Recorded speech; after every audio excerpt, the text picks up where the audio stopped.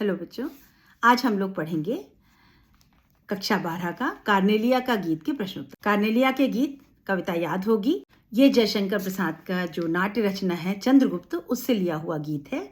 इसमें यूनानी सेनापति सेलुलस की पुत्री कार्नेलिया सिंधु नदी के शांत जल के सामने बैठी है और वहां से वो सूर्योदय का दृश्य देख रही है। उसका वर्णन वो अपने इस गीत में करती है और साथ ही साथ भारतवर्ष की जो विशेषताएं हैं वो इस गीत में उसने बताई है। तो प्रश्न देखिए, कार्नेलिया का गीत कविता में प्रसाद ने भारत की किन विशेषताओं की ओर संकेत किया?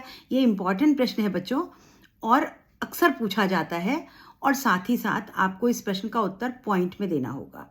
आप एक एक पॉइंट बना करके इसका उत्तर लिखेंगे। कार्नेलिया का गीत कविता में प्रसाद जी ने भारत की निम्नलिखित विशेषताओं की ओर संकेत किया है। कि क्या क्या है? भारत का प्राकृतिक सौंदर्य अद्भुत है। प्रसाद जी से मधुमय कहते हैं। उन्होंने क्या कहा?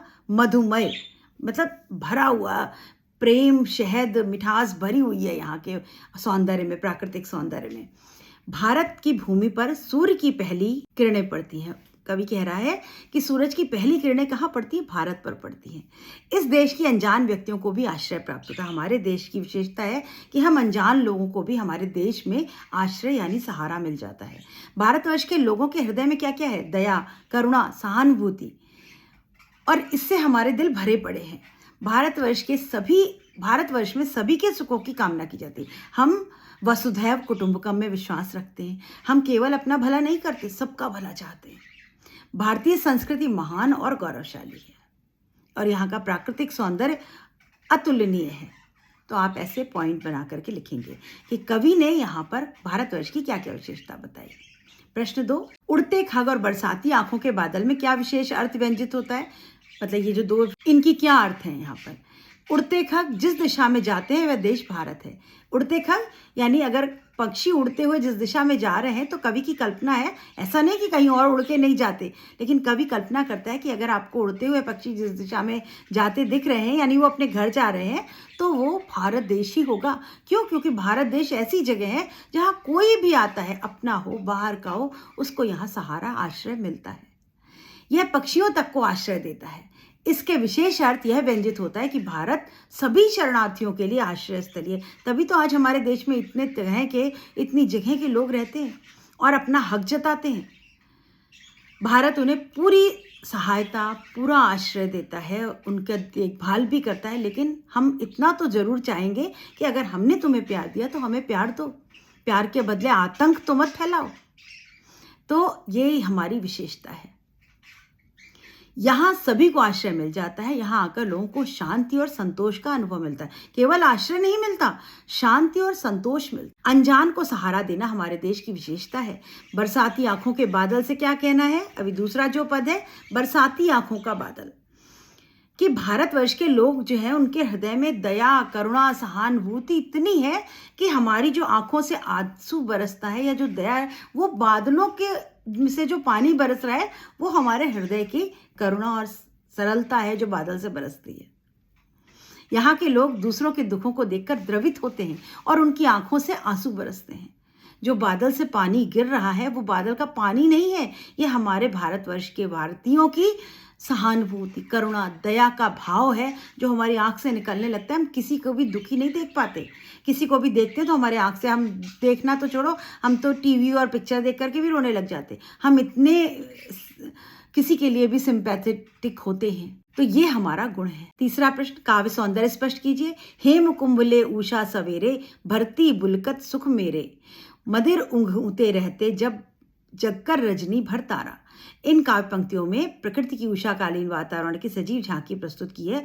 उषा का पनिहारिन के रूप में मानवीकरण किया है। उषा जो सवेरे का समय है, भोर का समय, वो एक पनिहारिन है। पनिहारिन तो पानी भरने वाली स्त्री है और वो लाल रंग का घड़ा यानी सूरज समुद्र में, नदी में डाल करके लेकर आ रही है। नीचे डाला, डुबोया और ऊपर उठाया, यानी नदी के किनारे से निकलता हुआ, पीछे से सूरज, क्षितिज से निकलता हुआ सूरज, ऐसा लग रहा है कि उषा पनिहारिन ने अपने लाल रंग के घड़े में वो पानी डाला और फिर उसके बाद बिखेर दिया। मतलब जो लालिमा फैल जाती है, जो लाल रंग फैल जाता है सुबह का, वो ऐसा लगता है कि उसने वो लाल रंग से, केसर से यहाँ पर खुशियां ही खुशियां बिखेर दी। और उस घड़े में क्या कौन सा जल भरा? मंगल जल। मंगल जल मतलब ऐसा जल जो सबका भला करेगा, और वो जल बिखेर दिया तो सब तरफ वो लालिमा, वो मंगलमय वातावरण हो गया, और लोग इसे सुखी जीवन के रूप में लुढ़का देती है। इससे सारे वातावरण में सुनहरी आभा बिखर जाती है। तब तक तो लोगों पर रात की मस्ती चढ़ी रहती है, रातें तारे भी ऊँघते रहते हैं। और ये किस समय की बात है? जब उषा काल होता है, सवेरा निकलता, तो रात में तारे जो हैं वो थक चुके होते हैं, वो भी अब नींद में आते हैं, वो सोचते हैं अब तो सूरज आने वाला, अब हम जा रहे हैं सोने।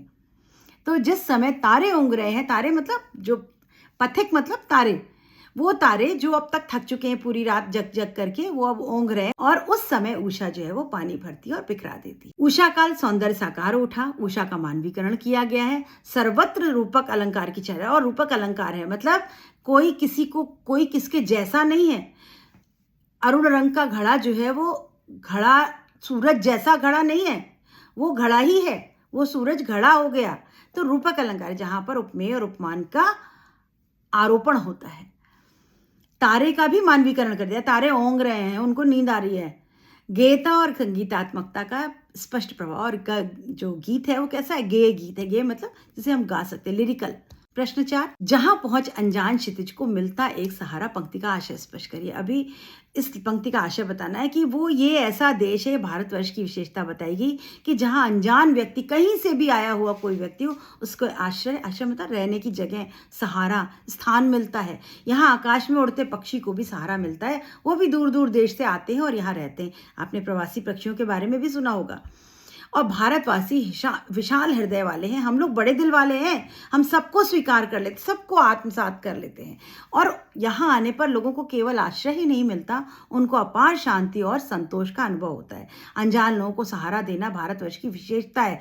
यह सही मायने में यही भारत की पहचान है। अगर कोई पूछे भारतीयता क्या है, भारतीयता कौन सा गुण है, तो यही गुण है कि हम सबको अपना भाई बंधु मानते हैं, वसुधैव कुटुंबकम में विश्वास रखते हैं, सबको प्यार से देखते हैं, सबको आत्मसात करते हैं।